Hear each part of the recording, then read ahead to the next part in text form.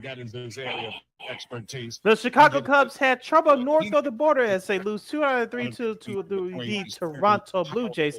Now they're back home fighting the Pittsburgh Pirates for, I guess, playoff supremacy in the NL Central. We'll give you our previews of that series coming up. The White Sox lose 2 out of 3 to Detroit. It's down to Kansas City. Here we come for the weekend for the Southside Hitmen. In the NFL, the Bills and the Bears are doing joint practices right now, and so they get set for the week number 2 of the NFL's preseason on Sunday night down the lakefront. And it's the return of our girl, Miss Christine, the Queen Manika. That and a whole lot more. It's the Friday Fun edition of Second City Sports starts right now.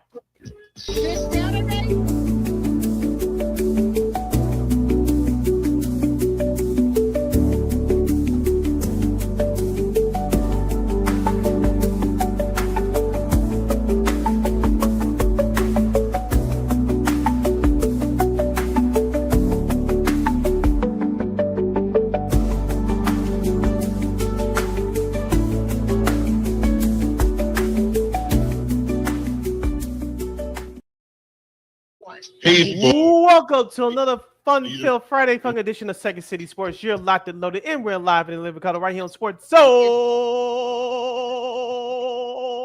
Chicago, along with Miss LaKeena McGee, who is she.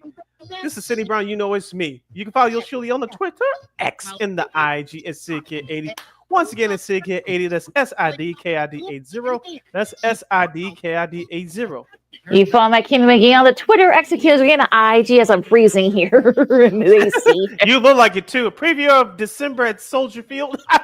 Yep. All you missing, all you miss, LaKeena, is a Bears beanie and one of them starter jackets they once used to wear back in the day. Oh yeah, I remember those jackets. Oh gosh. All those starter jackets were the bomb. I'm telling my age. Let me move on.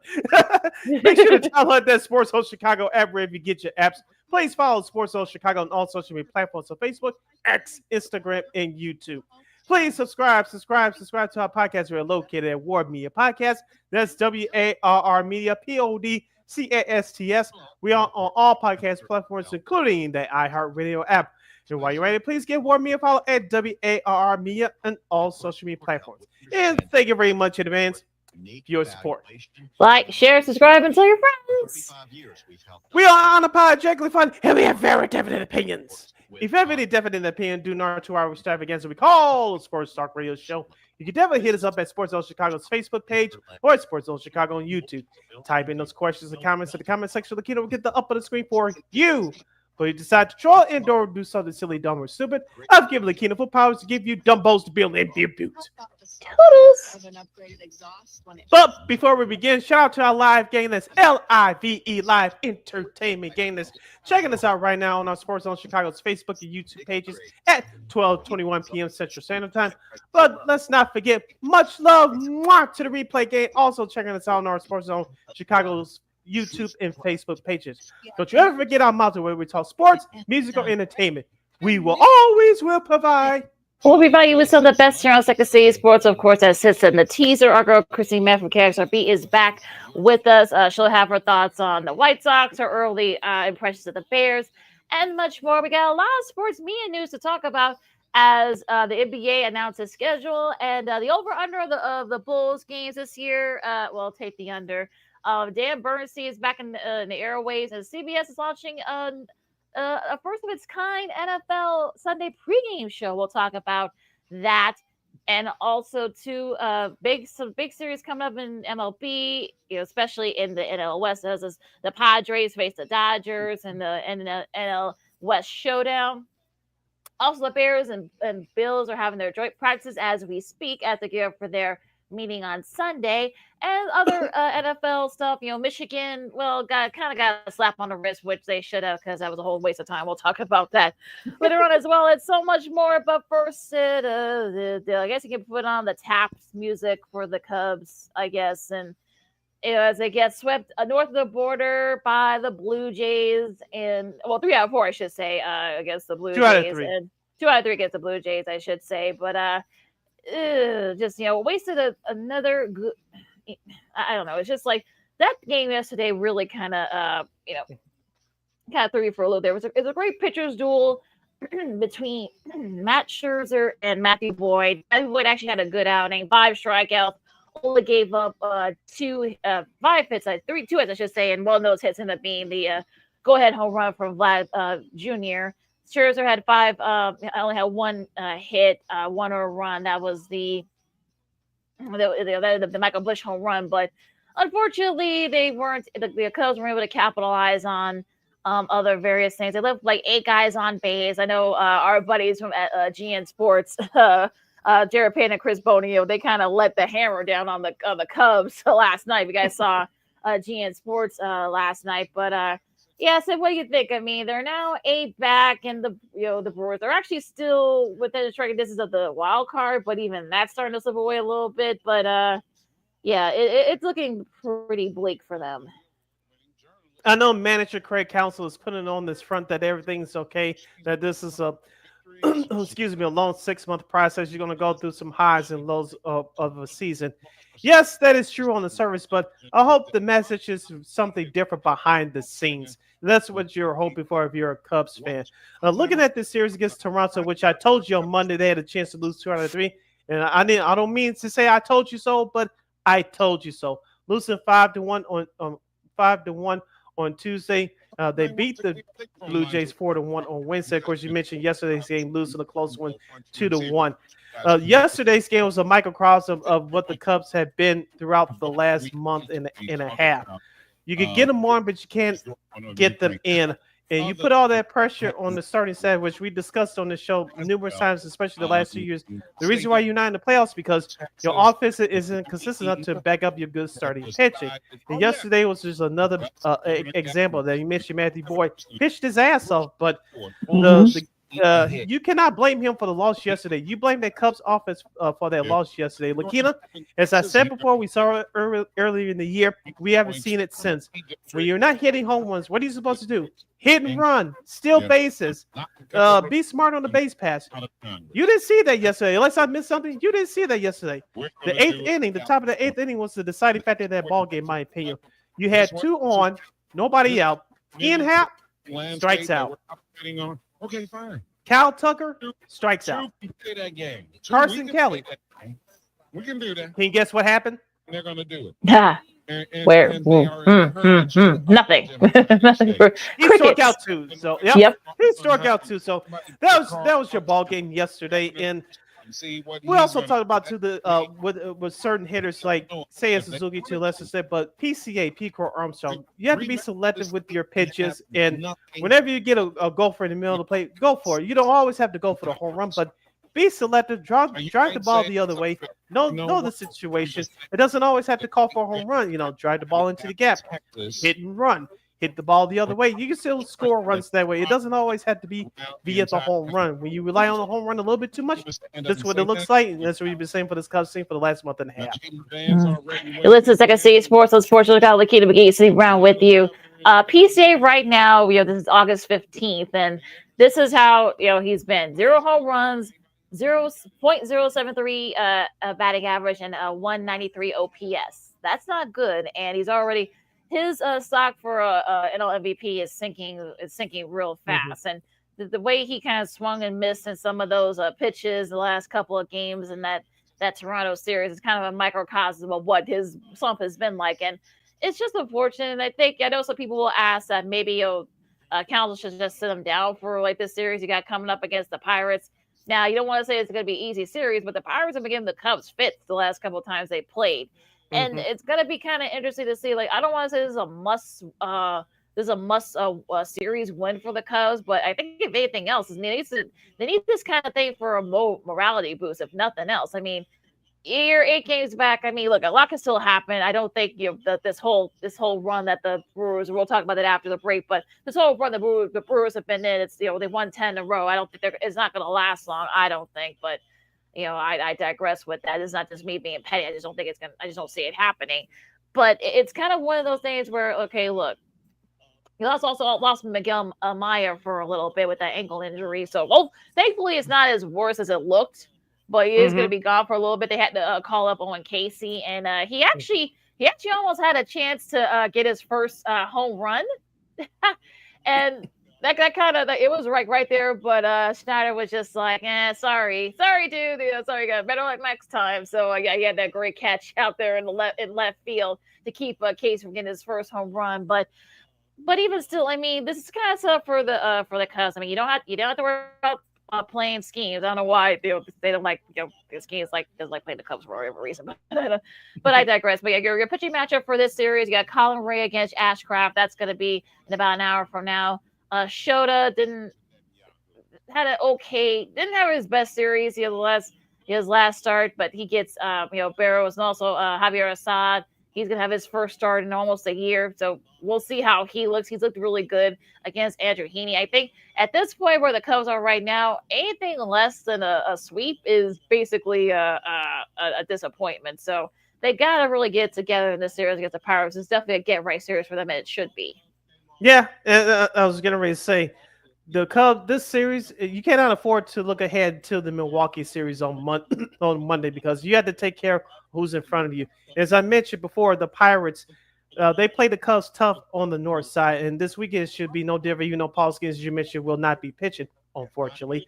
But the Cubs have to take care of businesses one bat at a time, one pitch at a time, one inning at a time, and just get back to the basis of playing baseball, playing their style. I know the wind's going to be blowing in today, even though it's going to be hot out. The Cubs should jump all over this Pirates team. As you mentioned, nothing less to the sweep will be unacceptable. But realistically, I think the Cubs will take at least 2 out of 3. Now, if they lose the series, it's really going to be trouble. You put yourself back further going into their Milwaukee series on Monday. But for the Cubs, do not look forward to that series against Milwaukee. You take care of the Pirates, win that series, like you said, perhaps sweep them. They'll give you a much-needed confidence going into that Milwaukee series, which starts on Monday with that doubleheader. Could be very interesting there because they got 5 games. Like I said, they got that doubleheader coming up on Monday, and this is one of those trap series where you can probably kind of lose your focus. I think the Cubs, they can't afford to do that. So Kyle Tucker, where have you been? You need to beef it up here. Put Nico Harder at number at the top or near the second or second in the lineup. Maybe that'll help, if nothing else, to try to get the Cubs to kind of get the offense back going again. Because this is the time that they need to snap out of it. And also some of the other guys, Seiya, where has he been this last couple of weeks? Guys need to kind of step it up a little bit. We know that their offense has been really solid, but again, this is one of those things where you kind of Castro, a little bit of a funk too after having a great first weeks when he came to the Cubs. They really need to kind of get it going here. I mean, Tucker was 0 for 4 yesterday. Carson Kelly was 0 for 3. Castro, like I said, was 0 for 4. So it's definitely one of those days where you this should be a way to kind of get that offense going and get the team right too, and as they gear up for that series against the Brewers on Monday. Let me ask you this quick question before we close out for the bottom of the hour timeout. I know you asked the question about should PCA have at least a day off for this Pirates series. I say no. Should Ian Happ or Cal Tucker have a day off? I think more Ian Happ, to be honest. Excuse me. He's really been a big disappointment over the last month or so. I think so. Or maybe DH him, I guess, until he can kind of get himself right. I think that might be the one thing that might help him. So yeah, I think Council might have to play around with the lineup a little bit to try at least get something going and get a vibe going with this offense. Would you give Kyle Tucker a day off? I think so. He hasn't been playing very well. It hasn't been it just hasn't been 1 week or one series. It's been almost a month now. So yeah, I think you probably have to sit him, perhaps, maybe. All right, we're going to sit for this 2-2 timeout so we continue to talk baseball right here on Second City Sports on Sports Zone Chicago. When we return, the Southside Hitmen, you're next. We'll explain why you lost 2 out of 3 to the Detroit Tigers. And we get to the best and worst from Major League Baseball from this past week. We have a new franchise home run leader in the city of Gotham. And we'll preview the upcoming weekend series from around the Diamonds. I'm Sid. That's LaKeena. This is Friday Funk edition of Second City Sports. You're live and loaded right here on Sports Zone Chicago. Hey, it's your boy, the Superback, Sean Sierra, and be sure to follow Sports Zone Chicago on all social media platforms, on Facebook, Instagram, and our Roku channel. You can find us at Sports Zone Chicago, and on Twitter, we are at Sports Zone Shy. Also, be sure to download our mobile app so you can take Sports Zone Chicago with you on the go.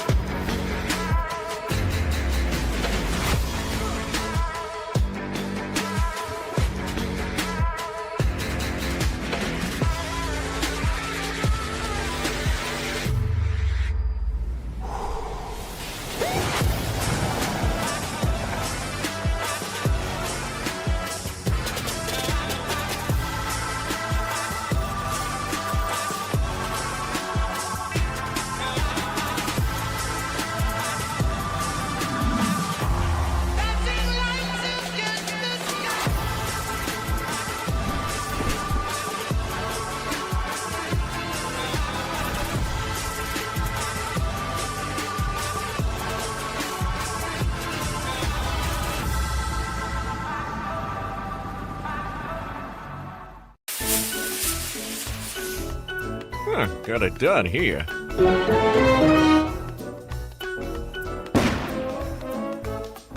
Ouch! And we're gonna make sure you lit this time. Ouch!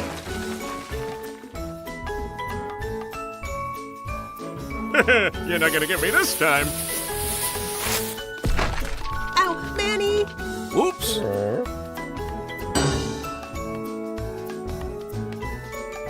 Let's try an easy one.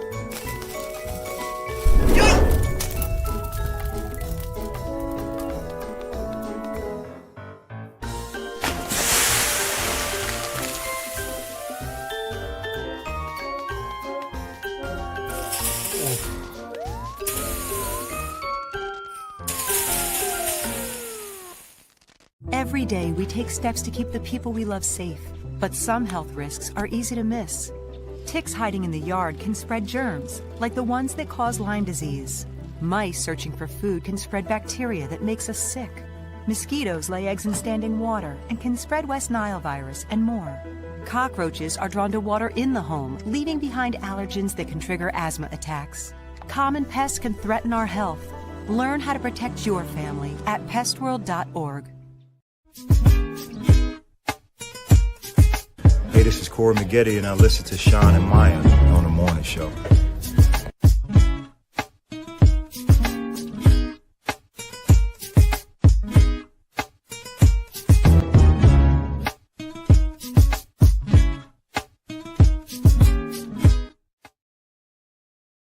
Welcome back to the Friday Fun edition of Second City Sports. You're locked and loaded, and we're live in the color right here on Sports Zone Chicago. LaKeena McGee is she. Sidney Brown here is me. You can follow yours truly on the Twitter, X, and the IG at CK80. Once again, it's CK80. That's SIDKID80. That's SIDKID80. You follow my King McGee on the Twitter, X, again, IG. As we continue the baseball talk with the Cubs, Sox, and everything else MLB related in between for this half hour. If you have any questions or comments for us, you can definitely hit us up at Sports Zone Chicago's Facebook page or at Sports Zone Chicago on YouTube. Type in those questions or comments in the comment section of the keynote. We get the up on the screen for you. Off to the south side we go here as the White Sox lose 2-3 against the AL Central leader Tigers. And you probably say they probably could have won that series had they not given Shane Smith had they actually given Shane Smith some run support in the Wednesday rubber match. But I digress. Troy Melton hit that only had one hit, and that unfortunately for the White Sox, he kind of shut the door on that offense after a great showing by the White Sox offense in that Tuesday game, 9-6. Colson Montgomery hit another home run for the White Sox. He's been hitting the ball very well for them, and it's good. Like I said, they go against the Royals. They haven't played the Royals in a while, and it's going to be interesting to see what the White Sox can do here. But yeah, so what do you think about that series? Yeah, Monday's game was very frustrating, even though the rains came down at the end there toward the end of that game on Monday. The White Sox still had their chances, but they just couldn't get the job done. Tuesday, as you mentioned, the offense broke out in the late stages of the game. Of course, Wednesday, as we predicted on the show, I thought the White Sox would win the only game of that series on Wednesday with Shane Smith pitching, but it just wasn't meant to be. Shane Smith, I know the numbers didn't look great as he's still trying to find his way back from that DL stint from a couple of weeks ago. He looked better on Wednesday. He pitched 5 innings with 5 strikeouts and 3 walks, but as you mentioned, that offense just couldn't get it going. Now, they had a couple of chances to put some runs on the board. I'm talking about the Sox. Lenyn Sosa almost had the opportunity to have 2 home runs on Wednesday, but the wind was blowing in, so those balls died at the wall at the warning track. And Luis Robert Jr. looks like he's starting to slip back once again. And you say the only hope right now is Colin Montgomery. Like you mentioned, he's hitting the cover off the ball. And maybe that's a left-handed power here that the Sox have been looking for so long for the last few years. Maybe he's the answer, but we'll see what happens. But I think the one thing too many people not talking about is Chase Mydrop. They're starting shortstop. I think he should be a second baseman, in my opinion, which I think that'll be his position when it's all said and done. He's on the injured list right now. And I love the way he brings that energy, and he's aggressive and being the leadoff hitter at the top of the line for the Sox. That's what they're missing right now. And so you can take that into consideration. Just like we talked about the Cubs in our last segment. Yeah, the Sox pitching, especially surprisingly their bullpens. We mentioned they have one of the top ERAs in baseball since mid-June. But when you have a decent starting pitching and the bullpen's actually been performing lately, you can't back them up with runs. Results like this ends up happening. Now it's kind of interesting, yeah, you say that about that bull because the bullpen's actually been pretty solid for the White Sox these last few weeks. So they haven't really been the reason why they've lost. So it's going to be, kind of interesting to see, like especially this series coming up against the Royals. They've had their struggles this year. The Royals have, so it's going to be. This is kind of where like everything sort of kind of shows up to how all this kind of manifests, especially with everything else that's been going on with that White Sox squad with the injuries and such. But again, you're well ahead of you're past your win total from last year. The White Sox, you're at 44 wins, and look, I think you can probably, if you could get to 60, I think that would be a big accomplishment for White Sox fans. I know Colson Montgomery has been a bright spot for that Sox offense. So it's going to be kind of interesting to see what happens, especially if he can keep it up until guys start figuring him out. But yeah, I think so far he's actually been playing in the ball very well for them. So in a consistent basis. So I think that's sort of like he could be probably like one of the pieces that you need to kind of like build up. So yeah, I think this match against the Royals. I mean, like I said, they haven't played the Royals in a bit. So we'll see how this new Sox team kind of sacks out against that Royal squad. A couple of things on the White Sox quickly. It's about time for them to start winning these close games. As you mentioned, they're +3 in the win total from their historic ugly season last year. It's time for this year's version of the White Sox to start learning how to win ball games, close ball games, start turning those those close losses into wins. And number two, just get back to fundamentally sound baseball. It's throwing the ball, pitching the ball, and catching the ball. It's just a simple formula, but not everybody can do it. Before we turn to the rest of baseball, LaKeena, here's your starting lineup for your Chicago Cubs as they go against the Pittsburgh Pirates. Coming up less than a half hour from now from the friendly confines, Michael Busch will be leading off, followed by Seiya Suzuki in the 2-hole. Kyle Tucker will bat third. Ian Happ will bat fourth. Why, I don't know. P. Crow Armstrong batting fifth. Nico Horner 6th, Dansby Swanson 7th, Matt Shaw, who's been hitting the ball ever since the All-Star break, especially with the long ball, he bats 8th. Reese McGuire, who's been recalled up since they injured to Miguel Amaya yesterday, he bats 9th. Yeah, they got Tucker batting third, which I'm not a fan of, but I guess they think that they're playing the Pirates. Maybe this could be the thing where, especially for all those guys, and perhaps maybe get bump up from that slump. So I guess that's why we'll see how this lineup shakes out. I don't know if that's going to help, but I guess Craig Counsell's trying anything at this point, so you might as well go for it. Like we said before, this is the get right series for Chicago, and even any team to quote unquote get right on, even though they played you tough at your own ballpark the last couple of years, it's the Pittsburgh Pirates. You're listening to Second City Sports Zone Chicago City. LaKeena here with you. Let's shine bright like a diamond as we take a trip around the rest of the major leagues. LaKeena, let's start in Gotham City. The New York Mets got swept by the Atlanta Braves. They're losers of 13 of their last 15 games, but AKA the polar bear, Pete Alonso, who in my opinion is third on my list for NL MVP. Number 253. He's your new Mets leader in franchise history in terms of career home runs. Yeah, definitely. Definitely kind of like a bittersweet there because unfortunately they lost that game because they got swept. They lost 13 of their last 15, like you said. So yeah, but congrats to him. I think look, he wanted to stay there. I know there were trade rumors about him last season, but now now he's been playing very well. Now the team unfortunately has been playing very well, but. But congrats to him, and they lost. Like I said, they lost 2 out of 3 to the Braves. Doesn't get any easier for the Mets. We'll get to that in a second, but but congrats to Pete Alonso. He's been playing the ball. He's been one of the bright spots of that squad, but unfortunately, the rest of the Mets squad they haven't been playing very well. It just has not been.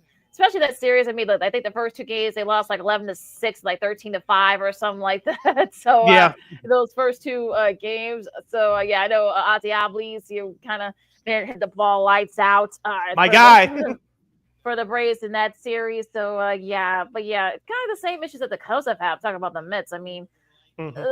Look, Soto hasn't been hitting the ball very well. Cedric Mullins, he really hasn't been good since being traded there from Baltimore. I know he wasn't very happy about having to leave Baltimore. Batty hasn't been very good either. So yeah, they're kind of the same about the Cubs already with their bats, and and also the pitching hasn't been consistent either. Yeah, and you talk about the Mets pitching. They started pitching and actually has been okay until this past series against Atlanta. But their bullpen, ever since they revamped it via the trade deadline, it's been disgusting to watch. And Carlos Mendoza, their manager, he has to figure out something too. What is that? I don't know, because there's nothing else you could do from this in the world point. So for the Mets, you just got to get better pitching, especially from your bullpen. Like so, your starters can only do so much, and the offense has got to pick it back up outside of Francisco Lindor. Lindor, thank you. Besides P. Alonso and Francisco Lindor, everybody else has to pick it up as well. Now, saying that NL East, the Phillies, they didn't have a good week. They lose 2-3 to the Reds, and now they come the Reds. And also they lost their first game in that the 4-gamer to the Nationals. Now the good news is they do get Aaron Nola back, so they will have 6 starting pitchers. So they'll have some a little time to kind of play around with that pitching squad. I know Duran didn't have a good showing. I think he blew one of those games against the Royals. The Nationals I think yesterday, but. Yeah, but I think if you're the Phillies, the fact that the Mets haven't been playing very well, you're still 5 up on them, so you kind of get away with getting that getting a little bit of. But also too, I think Kyle Schwarber, he's been kind of making his name in the MVP discussion. He hit a home run in that game. He's hit a home run in each of his last 13 series. The only longer single season streaks in MLB history were by, of course, Mark McGwire, who hit 20, and Sammy Sosa in 96, and then Sammy Sosa who hit 15 in the 15 series back in 98. So he joins good company there. More people are saying that, but the right wing and young government. Yeah, like you say, Philadelphia. We talked about them. They have a closer in Johan Duran. Kyle Schwarber is the top 3 candidate for NL MVP next to Pete Alonso and Shohei Ohtani. You mentioned he's swinging the ball great right now, and their starting pitching is starting to get healthy as well. So even though they didn't do well at Cincinnati, I'm not worried about that. I'm worried about more than the Mets than I am about the Phillies. But what do I wanted to talk about? I want to talk about Cincinnati. As I told you back in March on the show that Cincinnati would be a wildcard team. Now you're starting to see why. Hunter Green is back. He pitched well the other day. Nick Lodolo, who he beat the Cubs a week ago here in Chicago. He's pitching well, and their hitting is starting to come around. This is what a veteran manager does to a young team in Terry Francona. Now you're starting to see Cincinnati take off. Hopefully they can keep it up. Cincinnati's been on the road since the All-Star break. They beat the Cubs in the series here in Chicago about a week or so ago. They took care of the Phillies in their own home ballpark. Hopefully they can continue to do well going forward as they try to battle the Mets and the Dodgers, perhaps the Padres for their last and third wild card spot in the National League.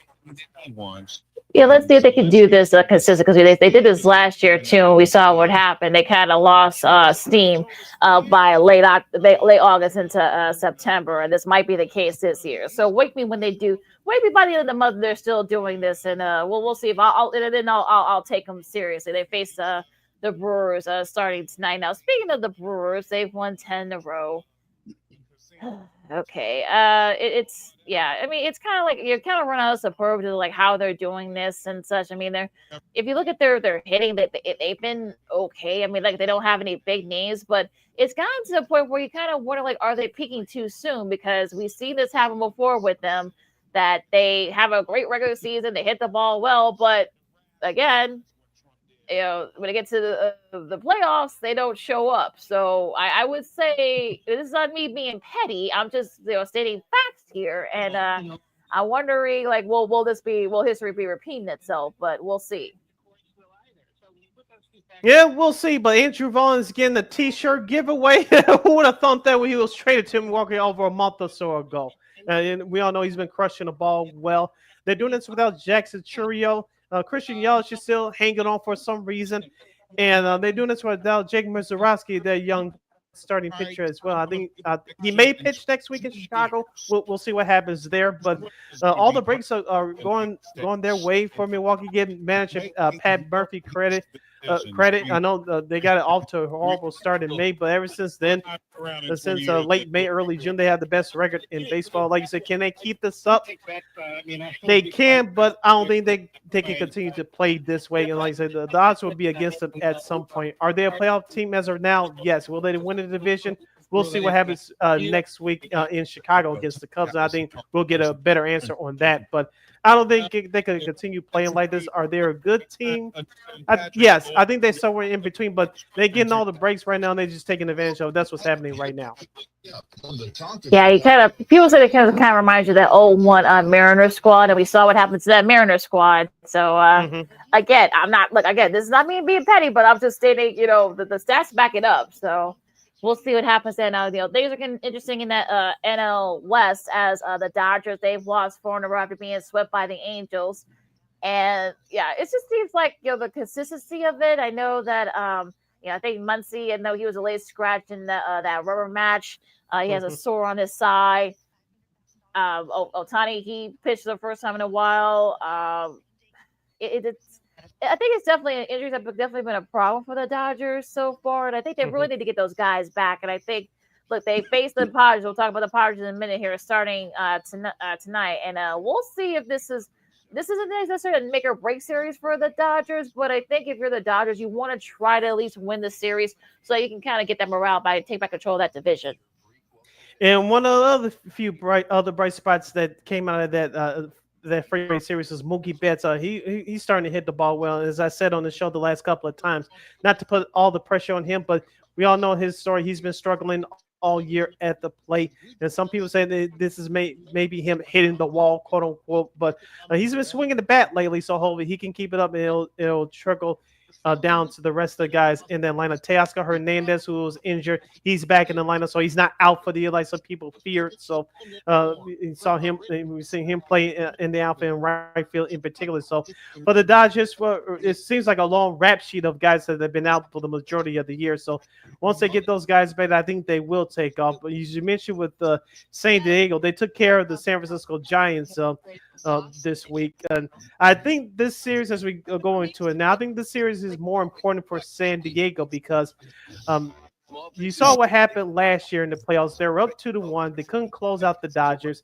and they struggled against the Dodgers so far this year. I know they're not afraid of them, but you got to beat them when it counts. And I think it'll go a long way for San Diego to get this series. Now they have a better team via the trade deadline. They picked up Mason Miller, the closer from the Oakland Athletics of Sacramento, as we call them on this show. So their bullpen has been solid. So, and and small business the Dodgers, even though will it be disappointing they lost this series this weekend? Yes, but I think that all the experiences and what they've gone through the last few years as a group, I don't think it's going to affect the Dodgers that much. Now if they get swept, talking about the Dodgers, will it be disappointing? Yes, but this group has gone through over the last few years, I will expect it to bounce back. But I think this series is more important to San Diego from confidence and morale standpoint. Okay, we'll talk more about that as we talk about the schedule. Now going to the AL, the Yankees, they won 2 out of 3 against Minnesota. I think they definitely needed that after losing that series to Houston. So it looks like they're starting to get it going there with the hitting. Unfortunately, Goldschmidt's now in the IL with that knee injury. He injured that knee in the rubber match of that series against Minnesota. Now, but Joe Ryan, on the bright side though, Joe Ryan had a solid showing in that Tuesday series. In that series over for Minnesota, I should say. And also, It looks like Aaron Judge is starting to hit it. He had a home run during that series as well. Sadden went 4 for 5 and had a home run as well. So looks like the Yankees are starting to kind of get it going again. Yeah, minus Paul Goldschmidt, as we talked about before, the Yankees offense has to get going. When Aaron Judge goes, so does the rest of that lineup. You mentioned John Carlos saying looks like he's starting to finally get his timing back after being injured for most of the year. Trent Grisham has been okay at center field. Anthony Volpe has to pick it up. Not only with his glove, but with his bat as well. Cody Bellinger is a veteran that you need at this time of year, that big left-hander we saw him here in Chicago on the north side. So once Aaron Judge and John Carlos saying once they stay healthy for a long stretch, that confidence trickles down to the rest of the guys in that lineup. So we'll see what the Yankees are made up coming up in this next stretch to end August. But that lineup has to set the tone. Now I think the starting pitching will be next in line to set the tone for that team as well. Now, say the AL East, Boston lost 2 out of 3 in Houston, so that I don't know if that's a cause for concern for Boston. We'll see. Now Toronto, we talked about them winning 2 out of 3 against the Cubs, so I think that the AL East. I mean, Boston's 5 back. The Yankees are 6.5 back. Now, can Toronto kind of like put us in the rear mirror, or should they be a little bit worried about the Red Sox and the Yankees breathing down their necks? Shout out to Alex Bregman for his return to Houston. He had a couple of home runs in that series. I know the Houston faithful gave him a standing ovation, which was well deserved. Now, going into the Central, we know Detroit, they beat the Sox 2 out of 3.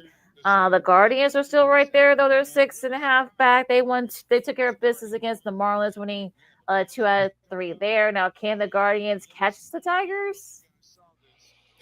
With no closer in Emmanuel Clase, and their starting pitching has not been the greatest, I still say no. They're on the hot streak right now, just like the team as you mentioned. They beat 2 out of 3 in the Miami Marlins. Remember, we said this about them earlier this month. Oh, they can make this run toward the playoffs. Blah blah blah. Look what happens. Say back under 500, but. Cleveland's getting it done with their bats right now with Mazzarato, and you have Jose Ramirez, who had a couple of big hits in this series. They're getting it done with their bats, but you know as well as I do, LaKeena, great pitching always beats great hitting, and I don't think Cleveland will have enough to overtake the Tigers. I don't. Unless Detroit really starts playing in bad, which is very possible, but I just don't see it. I said it in March, and I'll say it right here on August 15th. The winner of this AL Central will be the lone team that represents this division come playoff time. And have his, with this recent run by the Guardians without their closer, I don't think they could be sustained. I still got the Tigers winning this division. Going to be very interesting there. Now, of course, we talked about Houston beating the Red Sox in their series. On the flip side, though, for the Mariners, they lose 2 out of 3 against Baltimore, I should say, and not good if you're the Mariners. But again, you're only a game and a half back still of Houston, so it's not like it's not like the end of the world, but not a good series loss if you're trying to keep pace with the Astros in that AL West. Yeah, it's excuse me. It's always disappointing when you lose to a lesser team, especially on the road. But as we talked about before, the Seattle Mariners, they got the lineup now. Josh Naylor, Randy Rosarena, the acquisition from last year's trade deadline. Of course, you have Kyle Riley, who's having a season out of his mind, the big dumper there. So the Mariners got the team in place. They just got to get it going consistently offensively. And if they could do that, I think they will overtake the Astros. They already have the pitching, both in starting and in relief. Just that the offense got to stay consistent for a long stretch of time. Yeah, I mean, it's always a bummer when you lose to the series, the team you should have swept, but maybe they got called looking ahead. I mean, it happens. So, like I said, there's still they're only still 1.5 back. So it's not the end of the world, but you want to kind of get all the wins you can, especially when the schedule gets tougher as we get going into mid-August. So, but yeah, like you said, I think the Mariners are fine. I'm not worried about the Mariners right now. One team that should be worrying, the rematch of the 2023 World Series, this is the Texas Rangers. The Arizona Diamondbacks took care of them. Do you have any hope in the Rangers making the playoffs? I don't. Yeah, I think you practice the brake shop truck for the Rangers. It's just like inconsistent, and then their injuries too. I mean, I know the ground goes on the bump tonight, but it's gonna be definitely tough. Shout out to our guy Brandon Schutz in the chat. He said that he had a birthday early this week. Happy birthday, Brandon! Happy birthday, Brandon! Got a win for him earlier this week. So happy birthday, Brandon! Appreciate your support. All right. So speaking of Brandon's Houston Astros, they host Baltimore starting tonight. So also the rest of the games for this weekend series, Pittsburgh and the Cubs, of course, they're going to start in about 20 minutes from now. Your first Apple TV Plus game of the week, you've got the Brewers and Cincy. You got Philadelphia and Washington. Hopefully, Philly can bounce back after losing the opener of that series. Texas and Toronto. That game will be seen on Apple TV Plus. Atlanta and Cleveland, they'll be on MLB Network. Miami and Boston. Seattle and the Mets, that game will be on MLB Network as well. I talked about Boston and Houston. And, of course, the White Sox and Kansas City. Schedule for this weekend looks like this. Detroit will take on Minnesota. Detroit won the first game last night in extra innings. The New York Yankees will take on the St. Louis Cardinals down in the Show Me State. Arizona will face Colorado. The LA Angels will face the Oakland A's of Sacramento, as we call them on this show. The San Diego Padres will take on the Los Angeles Dodgers at Dodger Stadium. Clayton Kershaw will take the bump tonight for the Dodgers. That game can be seen in most of the country on MLB Network. And the Tampa Bay Rays will continue their West Coast road trip. They'll face off against the San Francisco Giants. All right, your national TV games for this week. Of course, you got the Cubs and the Pirate hosting the Pirates. That second game will be on FS1. It will be seen here in Chicago and in Pittsburgh. Your Fox games of the week, most of the country will get Detroit and Minnesota, while the others will get the Yankees and the Cardinals. That's on the big Fox network. Your Roku Sunday game of the week, the start time at 10:35 will be the rematch of the Philadelphia Washington series. Tampa Bay and San Francisco will be on MLB Network, as well as the rematch of the Padres and the Dodgers. And your Sunday night game of the week will have the Mariners and the New York Metropolitans and on ESPN. And that is your schedule for this weekend in MLB. Our number one is over.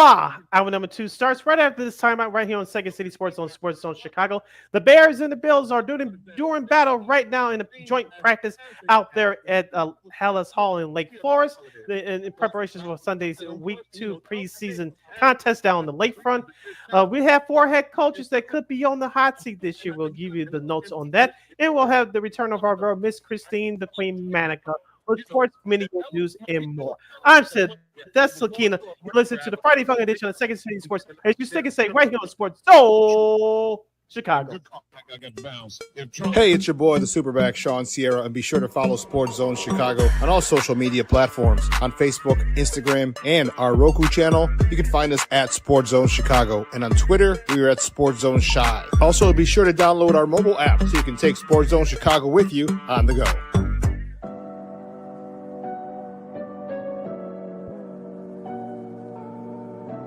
How do you take care of your mind health? For my mental health, I meditate in the mornings. I have my dogs. They're the best. I just find ways that help me just relax. Finding things that make me happy, like being close to my family. I meditate a lot and read books. I have hobbies outside of the game.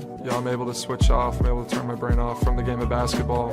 Your mind health matters. Your mind health matters.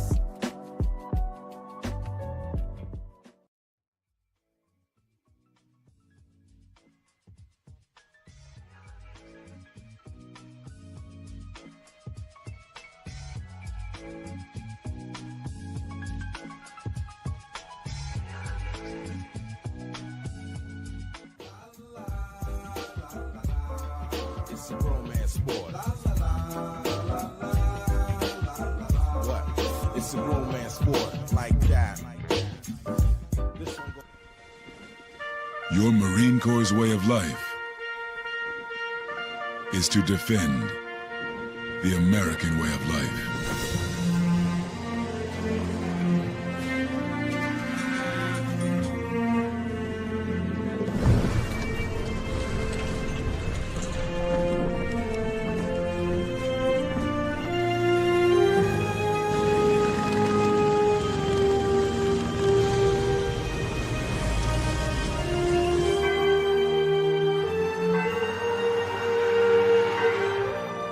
Every day, no matter where we serve, we take a stand for our nation, for each other, for us all.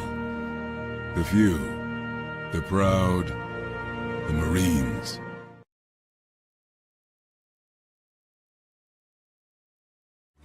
Everybody in a work zone is someone's somebody.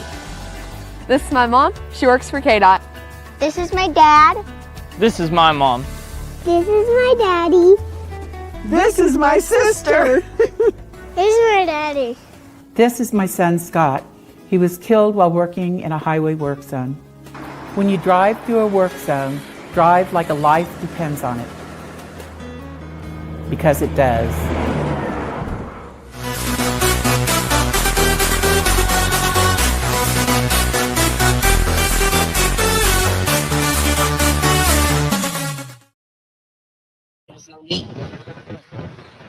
Welcome back to hour number 2 of Second City Sports, the hashtag Friday Fun edition. You're locked and loaded, and we're live in living color right here on Sports Zone Chicago. I'm Sid. That's LaKeena. You can follow yours truly on the Twitter, X, and the IG at SidKid80.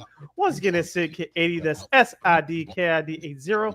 That's SIDKID80. You can follow LaKeena McGee on the Twitter, X, and again at IG. If you have any questions or comments for us as we discuss the Chicago Bears and the rest of the National Football League to kick off hour number 2 of this fabulous program, you can definitely hit us up at Sports Zone Chicago's Facebook page or at Sports Zone Chicago on YouTube. Type in those questions or comments in the comment section. LaKeena, get them up on the screen for you. What's the latest from Hallis Hall, the joint practice between the Buffalo Bills and your Chicago Bears? Looking at some of our buddies who cover the Bears, 2.5 hours. They just wrapped it up a few minutes ago, and it looks like, I guess, the defense, according to our girl Dion Miller from ABC7 Chicago, the defense was very aggressive against Josh Allen. Theo Benedict took a lot of first-team reps at left tackle, but again, Ben Johnson said that there's still some competition for that part of the left tackle position. Excuse me. And Case Keenum didn't practice because of a leg injury. He's considered, but is not serious. Apparently, he's considered day-to-day. So. Again, you can kind of take that for what it's worth. Caleb Wills connected with Alamadi Zacchaeus on a breaking around in the middle of the field. The block was set up, at a level where Zacchaeus was able to catch the ball. Nothing really eventful. I mean, they got back-to-back TD passes from Williams to Dunze. So. But again, the practice hasn't really been a problem for them. So you can take that for what it's worth. So I know Braxton Jones, left tackle, he took some first team reps with the offense as well. I mean, there were a couple of scrums here and there, but really nothing too uneventful. So for me, it's just like, okay, let's see what happens. And I know the rumor is that the first team offense has been playing a lot better, and Ben Johnson did say that they will play on Sunday against the Bills. But again, I need to see more if you want me to take this team seriously. And that's the question I was going to ask you. I'm going to ask you and to our listening and viewing audience out there. Give us your predictions out there at Sports Zone Chicago's Facebook page, at Sports Zone Chicago on YouTube. How much should the Bears starters play? How much will the Bears starters play? Me personally, sisters, I'm that kid. I will play them the entire first half, especially with them not playing a series last week. The Bears starters should play the entire first half, only to get them some continuity going, get some chemistry going, because we talked about it last week.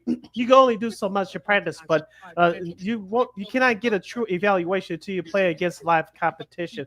Now, how many starters will the Buffalo Bills play? I'm not sure. I assume Josh Allen will not play. I assume that James Cook, who just got a new contract, by the way, last week, I doubt that if he plays, we'll see how many starters on the other side of the ball for the Bills defense, how many starters that they'll have playing.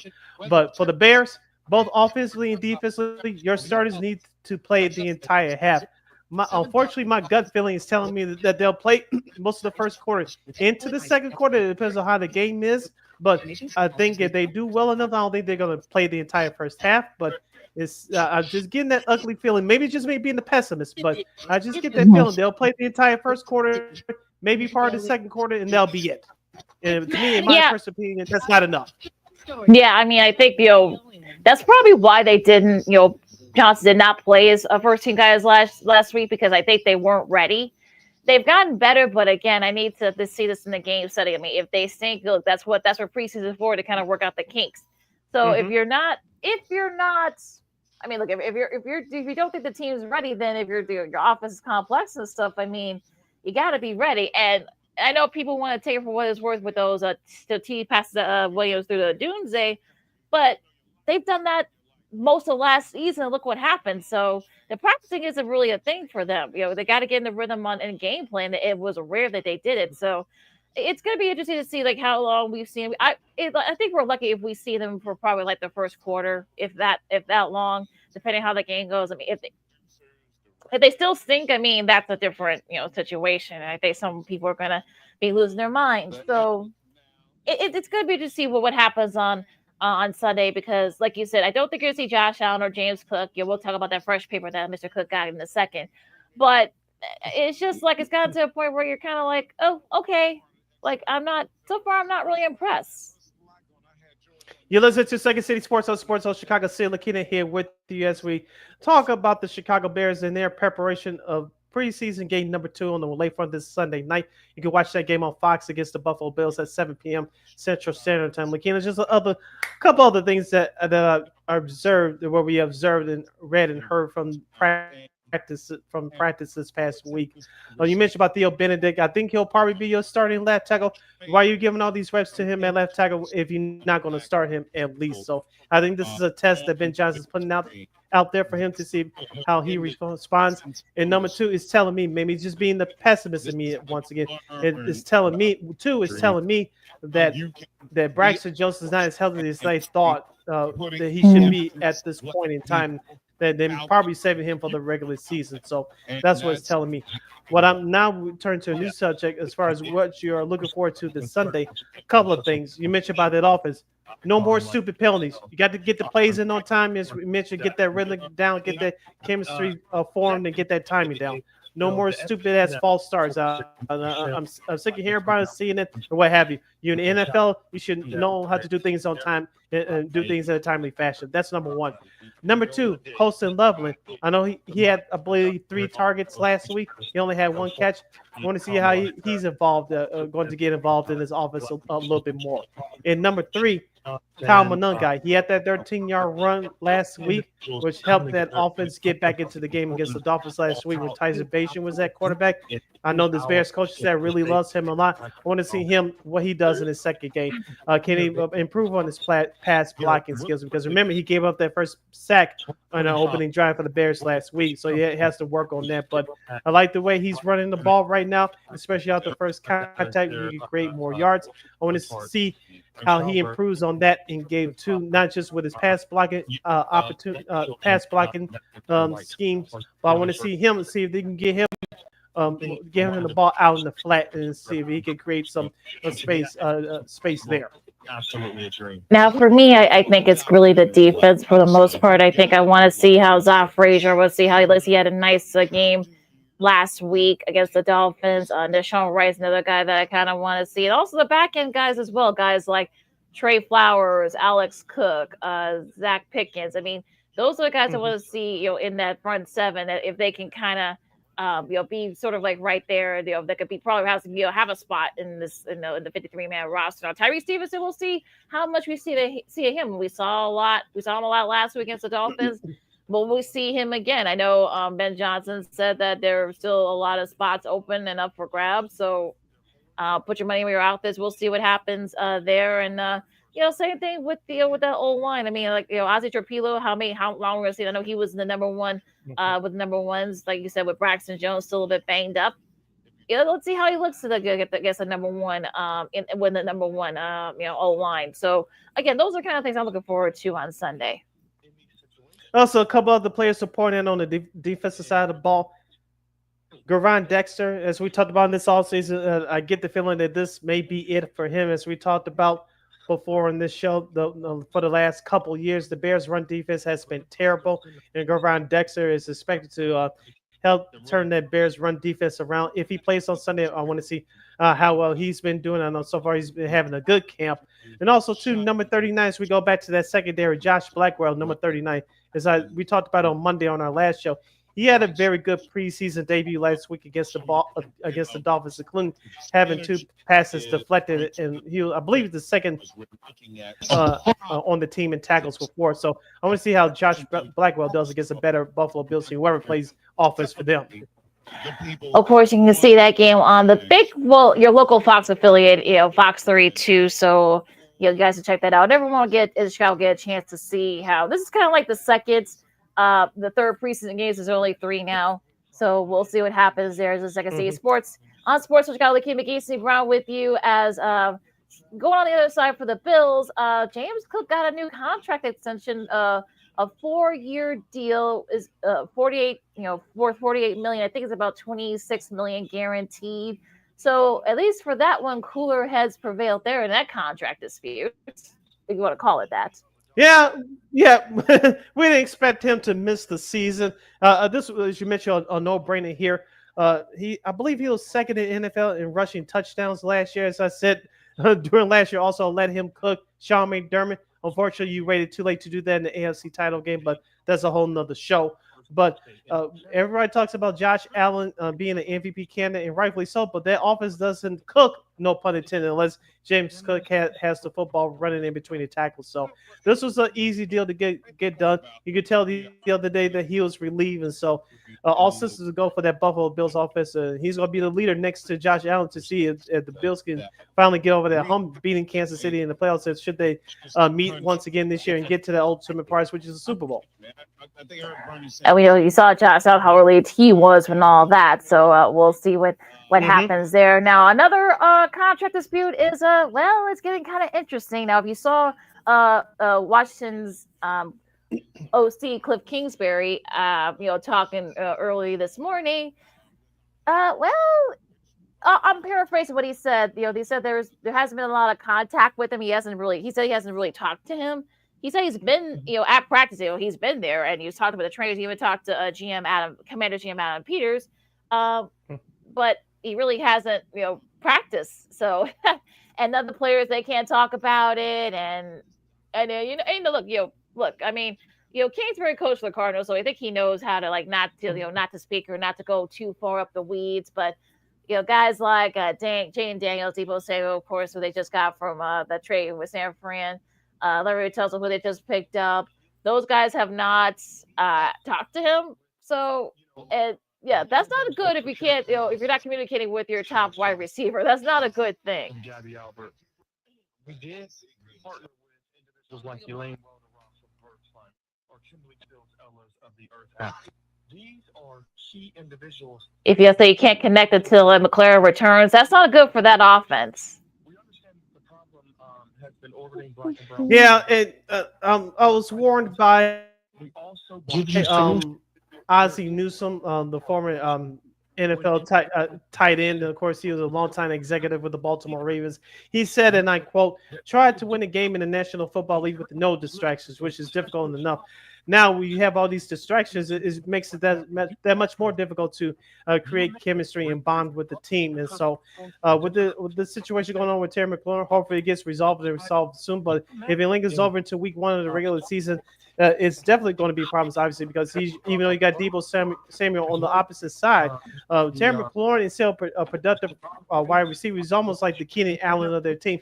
He gets no love because Washington, up until last year, has been a mediocre team at best. He has the numbers, but he's very underappreciated around the National Football League. And when you have distractions like that, it affects the rest of the team, especially with this year coming up.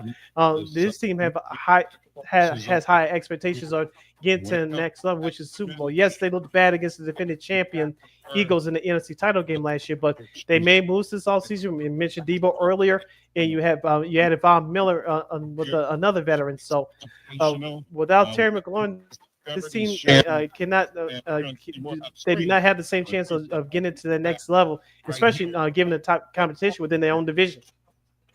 Yeah, so you're hoping like the James Cook situation, hopefully the cooler heads will prevail there, and they can get to a contract extension and they won't miss any games, because that gets even worse if you start missing games, especially since he has to pay a fine for missing those games. So, hopefully that'll get the urgency going for both sides to come together for a deal, especially if you got Debo, you got Tunzel, and he just drafted a tackle too. So you can't really, you really can't really do anything. You can't connect. So, that's not good. So hopefully, within the next week or two before the start of the season, things will be worked out. Yeah, and these owners know that too, so that's why you don't see them overreact to anything. Because once you get into the regular season, when they players start losing games, you see the urgency because no one wants to lose any money that they cannot get back out of their pocket. So, like you said, hopefully cooler heads will prevail, and Washington can start the season with a clean slate on a high note. Well, Matt Stafford has not practiced, during training camp because of an aggravated disc in his back. He'll work out Sunday morning before their game, and we'll see. I mean, he didn't participate in the practice and the jog through all this week. I mean, I guess, look, he's 40. You kind of have to be a little bit more careful, but an aggravated disc is not good. It's not good. So hopefully they can kind of. They could hopefully his back will be well enough for them to at least play, if it's not one of these last two preseason games for the Rams, because especially if some people are actually picking the Rams to win the NFC West, that's not good. Yeah, especially with him getting older and all the beatings that he's been taking throughout his career. And remember, a couple of years ago, we all thought that his career was maybe in jeopardy. Obviously, it's not now, but. Anytime you have any back injuries of sorts, it's going to be tough for you. And if he can't even walk, I'm not saying that's the case. I don't know, but anytime you have any type of back injury, it's going to be tough. So if I'm Sean McVay, I'm not playing him this preseason. Just continue to get him the treatment. He knows the playbook. Continue to monitor him in practice, and he's ready to go in week 1 of the regular season. I know they have a good backup in Jimmy Garoppolo, but obviously that team is not the same without Stafford in that lineup. So he knows that. Everybody else knows that. So hopefully Matthew Stafford can get healthy enough to get ready for week 1. If this continues to be a problem throughout the regular season, maybe you change your treatment plan for him as the season goes along. But I know we're far ways away from that. Just the objective is to get him as healthy as possible for week 1. Going to be very interesting there, and hopefully, like you said, so hopefully this will be kind of like a set. There'll be no setbacks for they can be ready by week 1. You still got a few more weeks to play with, so I think your Rams fans shouldn't be too concerned just yet. Now, Packers fans, Jordan Love, he had surgery on his finger. That's been a nagging issue. Ligament injury in his throwing, which is not throwing hand, his left hand, not his throwing hand. But he should be ready for week 1 against the Jets. So that's nothing to worry about there if you're a Packers fan. Isaiah Bond won't face charges for sexual assault. He has officially signed with the Browns. With the Browns. Also, Quentin Junkins will also not have to face charges for his legal issues as well. So now he's practicing. So clear of those legal issues there for the Browns. So they got 2 of their young guys who they picked up. They got him back, and now everybody signed. All the NFL draft picks are signed. So there you go. And I think that's about it there. Anything else? I think Rashee Rice, he'll have a hearing on Rashee September 30th. He's going to play at least the first 3 games of the year for the Chiefs. Yeah, the way they got it set up. So he's still his issues are still lingering, but he won't have to miss any games. Take that for what it's worth if you're not a Chiefs fan. But anything else there before we go into the 4 coaches that should be that's going to be on the hot seat this coming season? I know we'll get into the schedule a little bit coming up, but I want to ask you about Jackson Dart, and he's going to have his first opportunity to play in front of MetLife Stadium tomorrow night when the Jets take on the Giants in the annual preseason showdown on the Battle of New York. I know he's been battling Russell Wilson for the starting quarterback position, but how much do you think Jackson Dart should play? I think I would start him personally. I don't know if he's going to start tomorrow night, but I think you should start him because I don't believe in a Russell Wilson train. I know why he was brought there to help get the Giants back onto respectability, but I think you would see Jackson Dart play a little bit more as the season goes along. That's just my opinion. It's going to be interesting to see how much they play him, because he actually was one of the few bright spots from the Giants in that win against Buffalo last week. So take that for what it's worth. So yeah, I think he's been making pretty good inroads. So we'll see. I mean, like I said, I think you're playing against number 3 and 4 guys, so it's kind of making an impression there. So we'll see what happens now. Travis Hunter, they just if you've been following early the hour, he has been dealing with a lower leg issue. So Liam Cohen said that upper body I say for him. I know it's a leg injury for Shearer Sanders for the Browns. Speaking of, he's not going to play the rest of the preseason. Now, Hunter will be out of the second preseason game. Of course, he's dealing with an upper body injury just as a precaution. It's nothing serious. So, I think I think a lot of these rookies are starting to see the cutthroat and the ground up pound of the NFL. Yeah. This is what you work all your life for, and work through college for, just to get the opportunity to play in the NFL. And we talk about it all the time. It's a different speed between playing college football, playing the NFL. And college is all run and go, and you can basically do whatever you want to.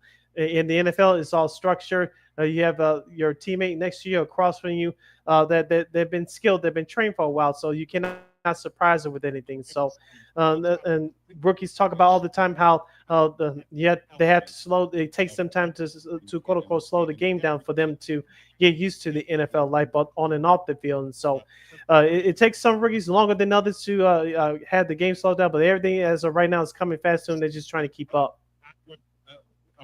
Now let's go into the coaches that is on the hot seat for this coming NFL season.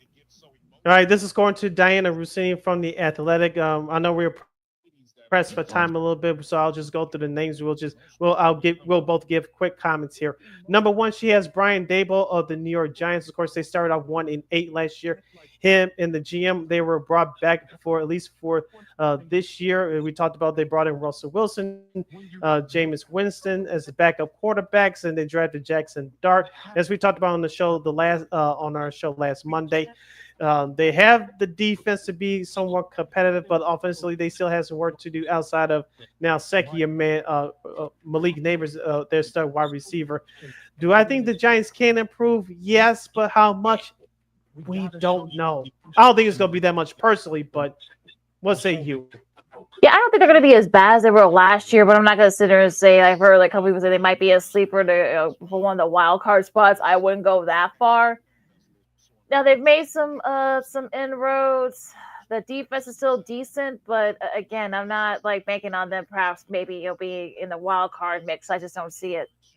Okay, number 2, Josh McDaniel of the Miami Dolphins. We saw what they did last year without Tua Tagovailoa. They were horrible to watch when he came back. They were respectable, but they just fell short of the playoffs. Since 2022, whenever Tua Tagovailoa starts, Miami averages 36.9 yards and 26.6 points per game, which is the 4th best in the NFL during that time.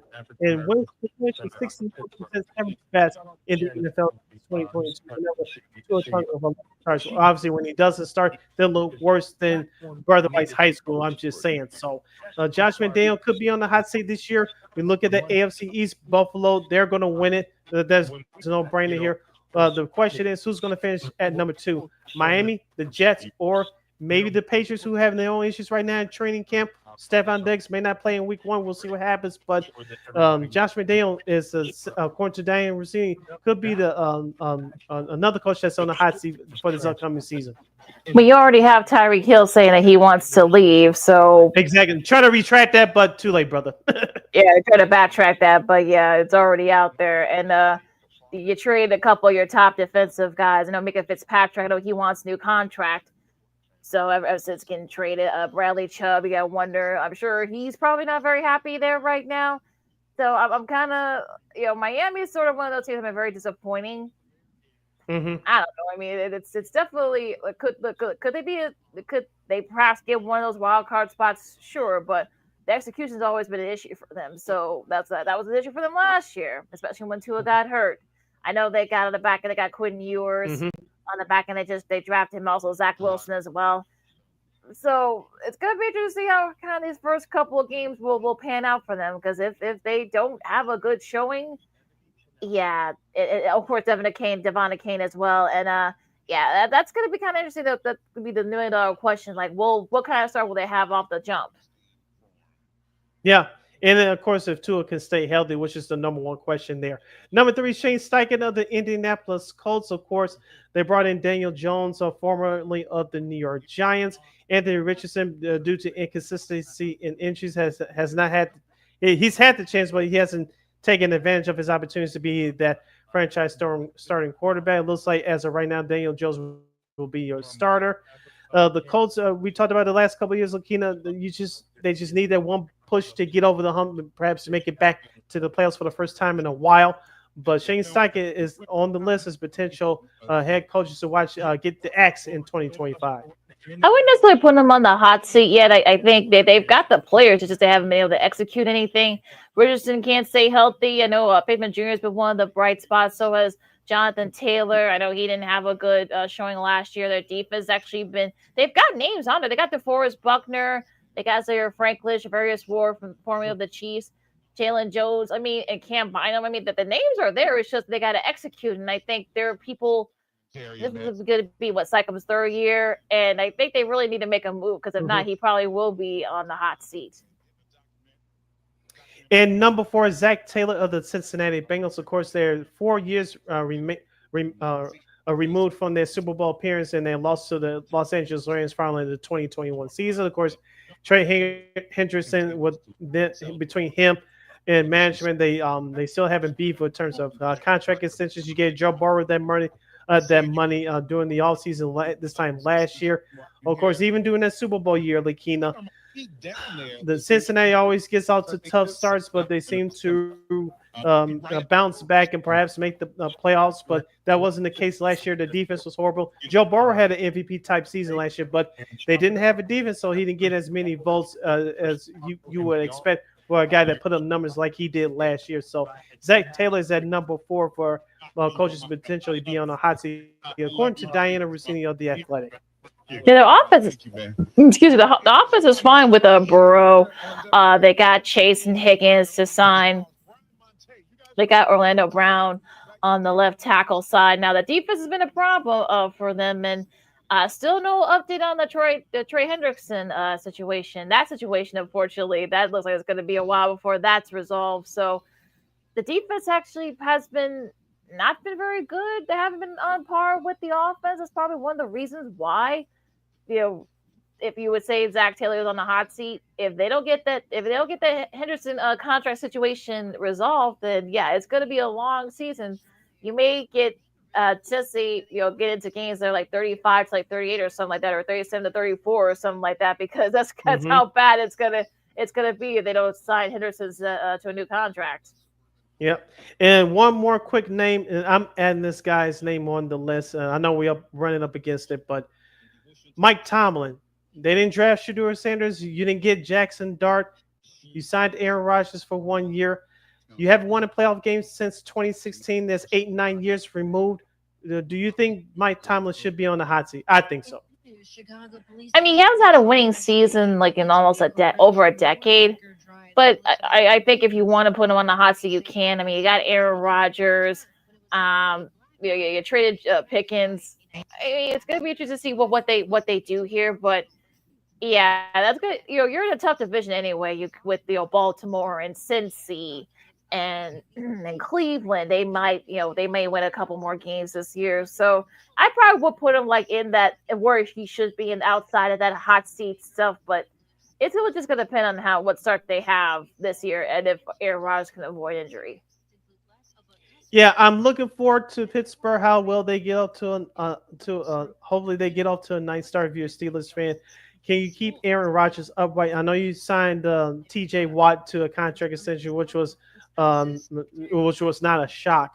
And can they improve on their running game? It was a problem for them last year, especially late in the year. and their defense suffered because of it. So and let's not forget they picked up DK Metcalf as well. So hopefully you can keep him healthy because he struggled last year with Seattle. I know because I had him on a fantasy team, but that's besides the point. But the weapons, at least on paper, are there for Pittsburgh. Let's just see if they can keep Aaron Rodgers upright and they can finally get over their hump and actually win some playoff games. All right, those are your lists for coaches that should be on the hot seat coming into the NFL season. Now we're going to take a really quick break, of course. Hopefully our girl Christine KXRB joins in the next minute or two because we got a lot to discuss with her from sports media news. We got the a promotion for Laura Rutgers from ESPN. She gets a new prime assignment. And also the NBA releases schedule. A lot of prime games, a lot of games will be streaming. And where does the Bulls fit into all this? If you can find them. That and so much more. LaKeena McGee, Sidney Brown, Second City Sports on Sports on Chicago. Our Sports Potpourri segment coming up right after this. Poof.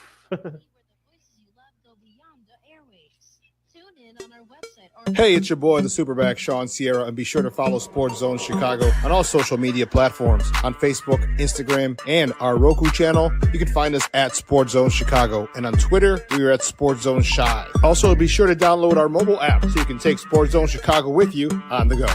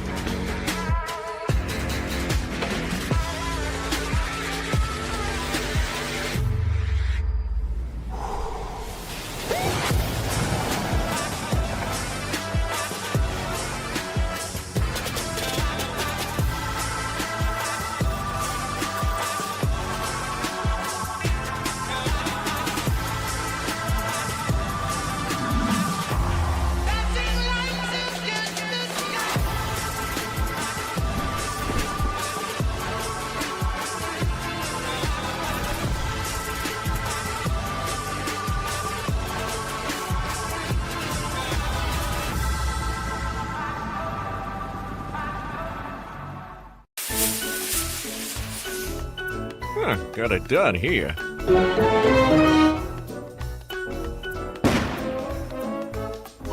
Ouch! And we're gonna make sure you live this time. Ouch!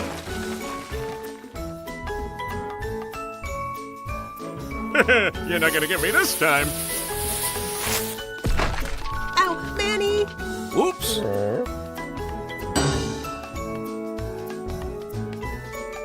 Let's try an easy one.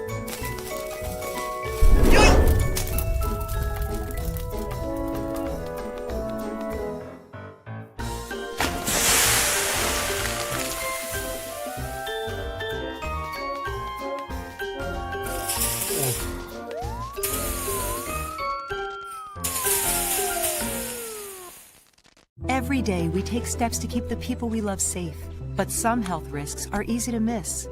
Ticks hiding in the yard can spread germs, like the ones that cause Lyme disease. Mice searching for food can spread bacteria that makes us sick.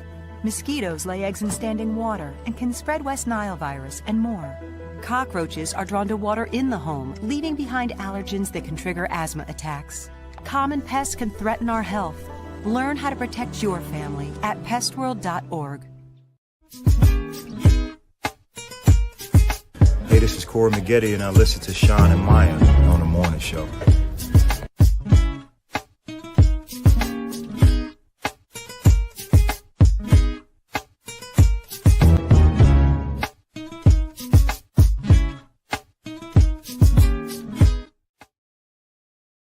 The youngest one, David.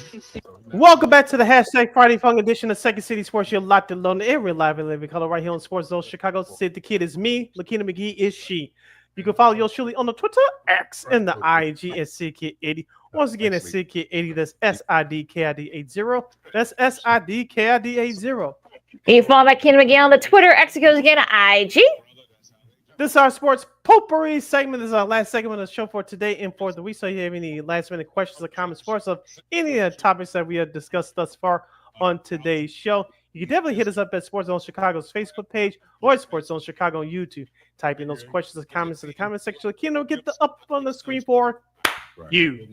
Christine will be joining us in just about a minute or two here as she's getting herself set up at her house here now. Michigan football, I guess they got a major fine from that whole thing with the I guess like stealing signs or whatever you want to call it.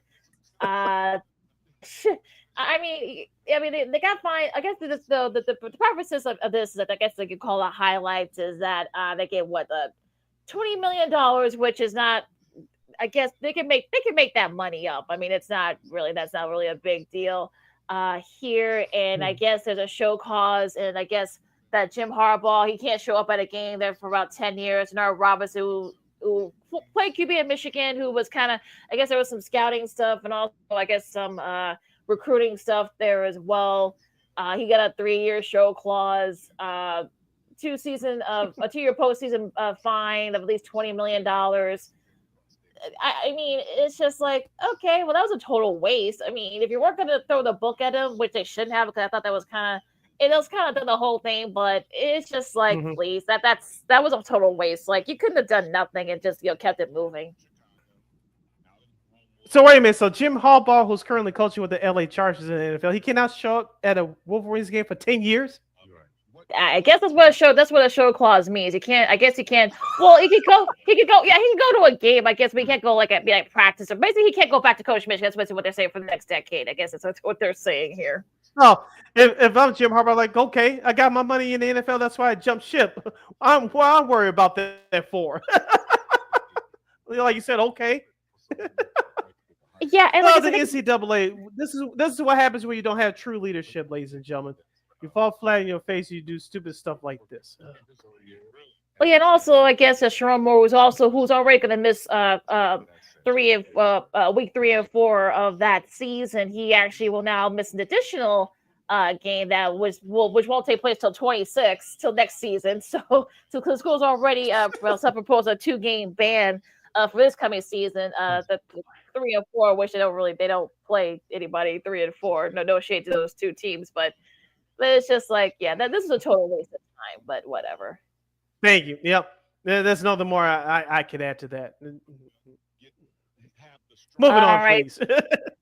All right, so she's all set up now. So let's get our girl, your girl, our weekend girl from KXRB in Sioux Falls, South Dakota, Miss Christine, the Queen Manika. Hey, Christine. Hey, the return of the Queen. Yeah, sorry I'm late. No, it's fine. No, it's okay. It's okay because we got a lot to discuss with you these next 20-25 minutes or so. So I know you've seen some of the Bears, we put some of the Bears practices and stuff like that, their first preseason against the Dolphins. What are your first initial impressions? I think they have a lot of energy. I think it's definitely a different energy than what we've been used to seeing over the last couple of years. The fact that a lot of different outlets are saying that they have seen some of the hardest practices in Bears history, that says a lot. It makes you wonder a little bit what was happening behind the scenes and what they were doing before. But from what I've seen so far, especially during the first preseason game, there was a lot of effort, especially out of those second and third stringers. You could just tell the whole team is excited to be part of this new era and just to be part of the next chapter for the Bears.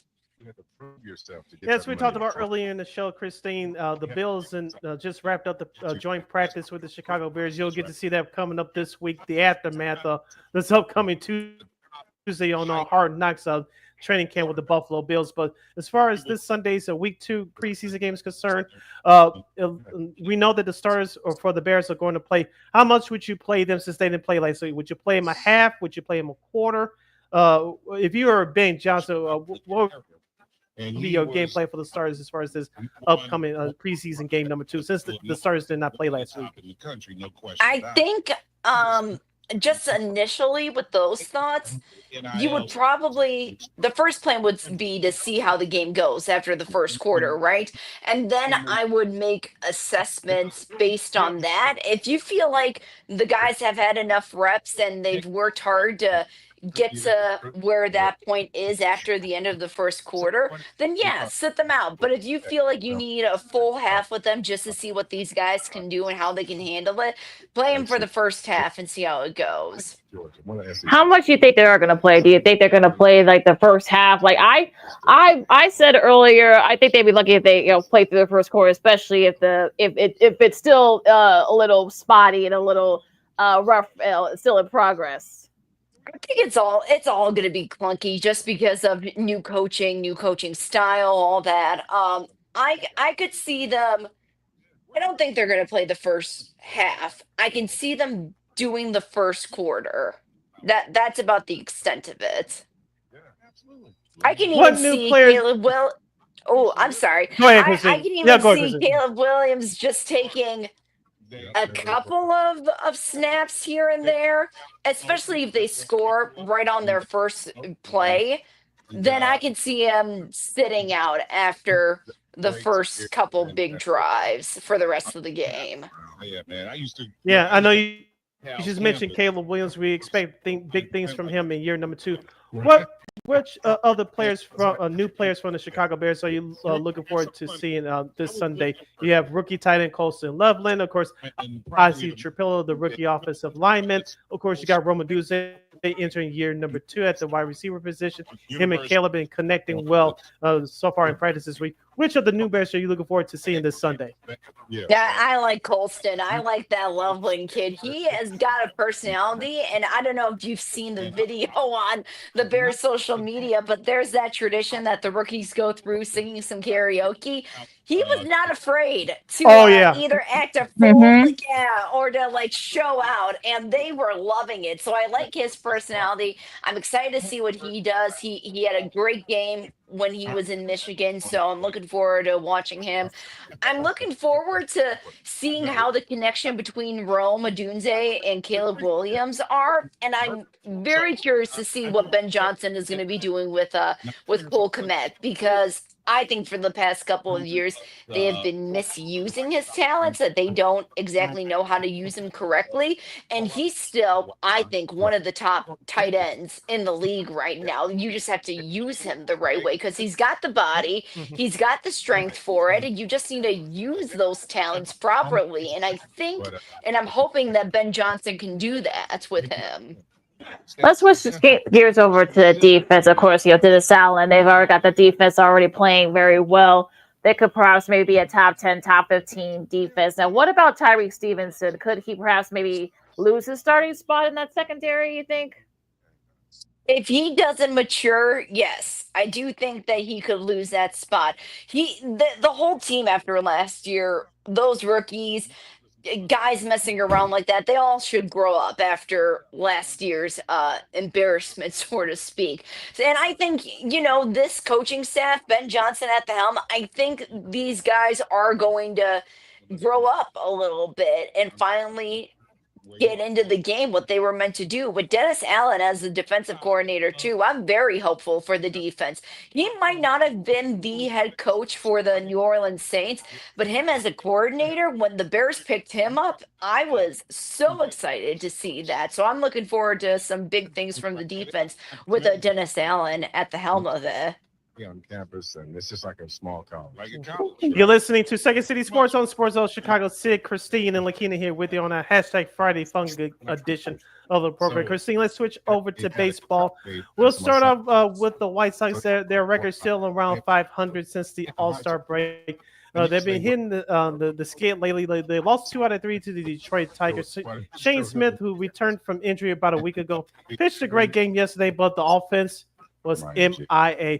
What are you looking forward to with this White Sox team for the rest of the year? Colston Montgomery has been hitting the ball out of his mind for the White Sox, and I know Chase Mytroff is on the injury list right now, but looks like this team is actually fun to watch. As LaKeena said earlier, that they have 3 more victories than they did all of last year. But it looks like you look at some of the individual parts. Still, this team is interesting to watch. I think we're finally seeing the prospects that Jerry has been talking his ear off for the past, I feel, decade at this point. And we're seeing that with a bunch of these young guys getting called up and getting their shot. And I think I mentioned this a couple of weeks ago, too, where you have a team that's actually excited to be a part of the action, to be a part of an MLB team, finally getting that call up and just enjoying the moments. They've been, aside from 2 out of 3 games with the Tigers, they've been playing really well. Like, they've been playing some pretty good baseball. And even though they're last in their division right now, their record, it doesn't show the heart of what these guys have been showing and how hard that they've been working. So I think the White Sox have a bright future ahead of them. And now, thankfully, the Rockies are going to take the title as the worst team in baseball. So there's some momentum to build off of that. So yeah, see, it's not all bad. It's like we're in the fun bad part. Bad. Yeah, so you're in the fun bad part. As I've said for like the last month. I mean, Montgomery's been playing very well. I know Vargas has been in the IL, but he's been playing rock solid. The pitch has been really solid. So I think if they could, and I said earlier, I think if the White Sox can get to 60 wins, I think that's a big accomplishment. Yeah, especially considering what happened last season. 100% I agree with that. And I also think that no matter what's going to happen this season, I'm thinking that the Brewers, this could be their time, either that or Toronto, to take it all, either way. Speaking of our good friendly neighbors up north, Christian, I know you have a disdain for them just like I do, but I know they lost 2 out of 3 in Toronto earlier this week. They still lead the NL wild card, but they still within striking distance sort of behind the Brewers in the NL Central. What's your future prediction for the Chicago Cubs? Do they blow it all? Do they blow it all completely by not making the playoffs, or do you think they have enough just to make the playoffs? I think they'll have just enough, but really it all depends on what the Brewers do for the rest of the season. It's really, they're the ones leading the charge right now, both of those teams. And right now, you just have hotter bats with the Brewers and the Cubs. They got good players. They have a good team, but they might just miss the playoffs. I wouldn't be surprised if they get in by the skin of their teeth, but they just might miss it. And that's all because of how well the Brewers are doing right now. Well, the crazy is that they're actually leading the wild card right now. This would have the extra wild card spot that really will help the Cubs. But I'm hoping that they get to a point where they might, because with that 5-year coming up, but that's going to be the last time they'll play each other this season. So if you're the Cubs, again, get through the Pittsburgh series first, and you can worry about if you can win 4 out of 5.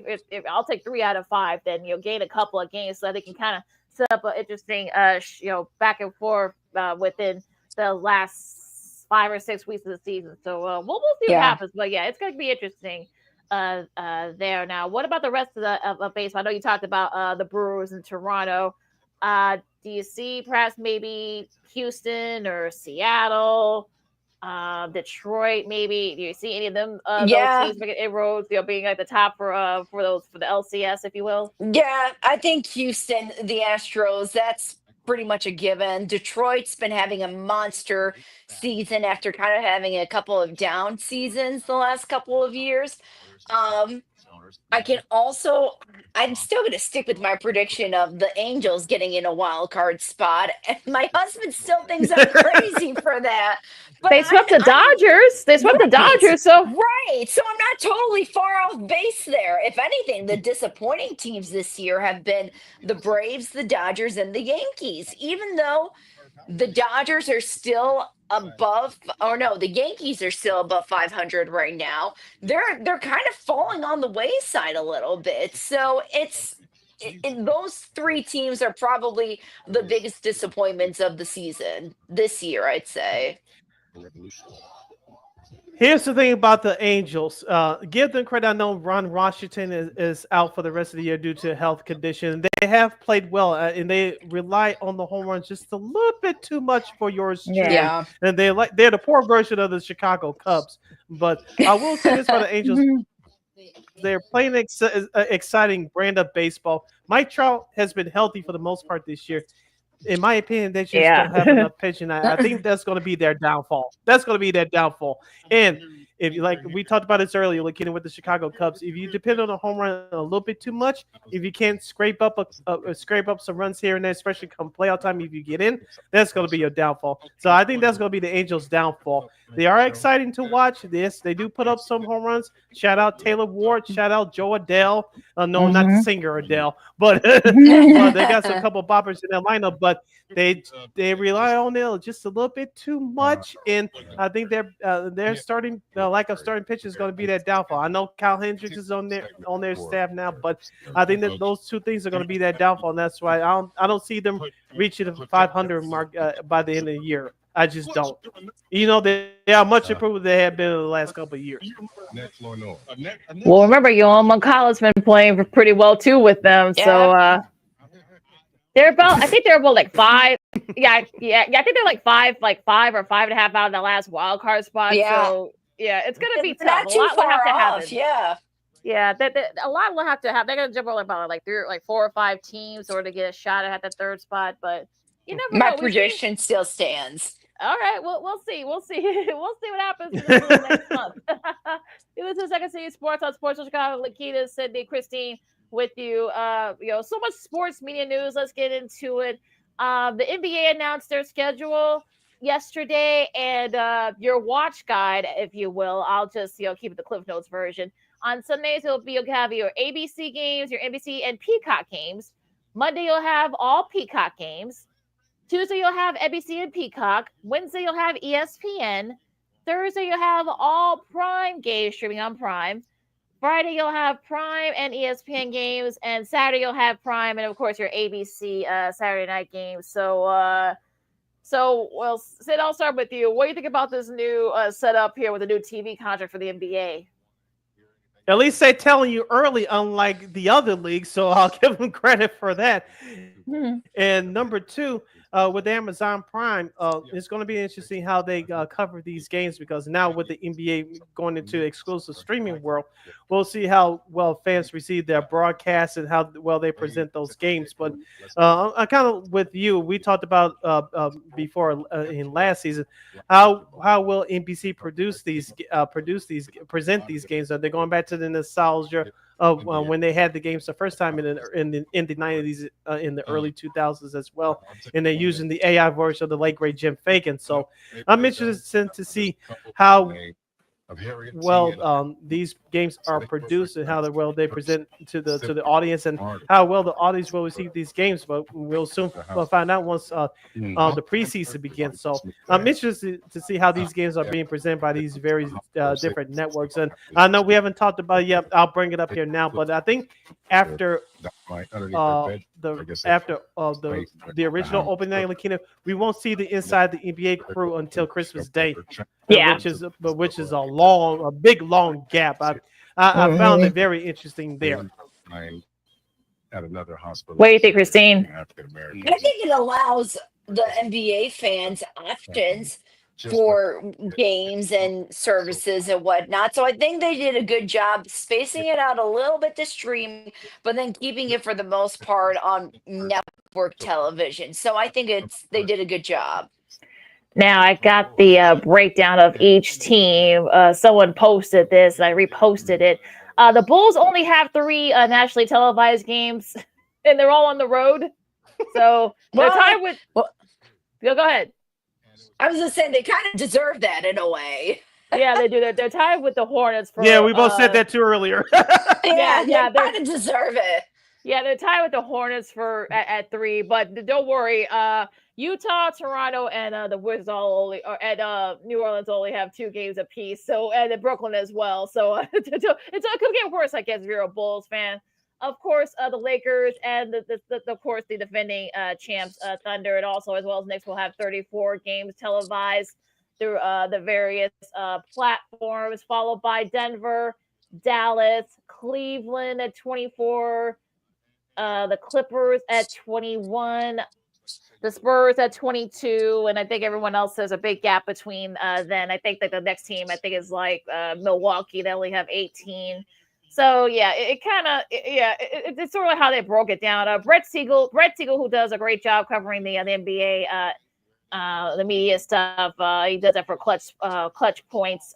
But he has that breakdown for you. But yeah, I think it's what the Bulls deserve. I think for not being very good, Underwhelming. Yeah, that too. that exactly. I think your husband will be happy, Christine. The Lakers will be seen 34 times on national television this year. Could this be LeBron James's last year? Who knows? Luka Doncic He's is kind looking of been better. hinting He's at coming it. into this season in better. Yeah, he has. And Luka is in better shape. So the Lakers are prime for another run. I'll still say this.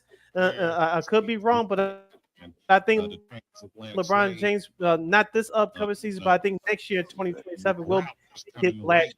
Only two scenarios I see this being LeBron James's last year. This year is if heaven forbid he has a serious injury, and or number two, the Lakers somehow win the title this year. If the Lakers win the title this year, what more does he have to prove? I think he'll retire because with the extension that Luka Doncic got a few weeks ago, it clearly states that they're moving on from LeBron James, and this will be Luka's team from the foreseeable future. Yeah. So why not?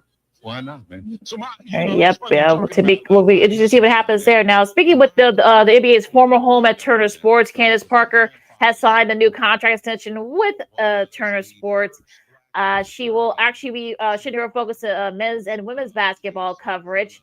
She'll be doing, of course, you got the Big East, basketball going to be going on there, as well as the Big 12 for both the men and the women. So you'll be seeing a lot more her doing more college hoop stuff. And speaking of college football, remember, speaking of the Big 12, their Big 12 season starts next month, and your play-by-play teams are as follows: JB Long, Mike Gola Jr. makes his return to doing college football, and also does Miss Allie LaForce, who does sign up for years of CBS's SC coverage. She's been doing basketball, and also Coy Wire, who worked at both ESPN and Fox.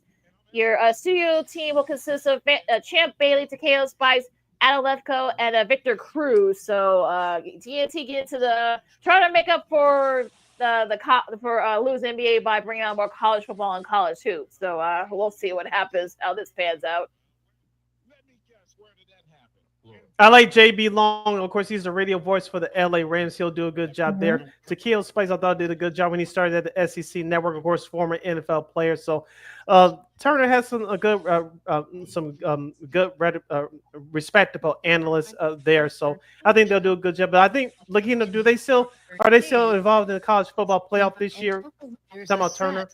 I believe so. I think it was I think it was a 2 or 3 year deal with them that they did. But yeah, they're still involved with that. Yep.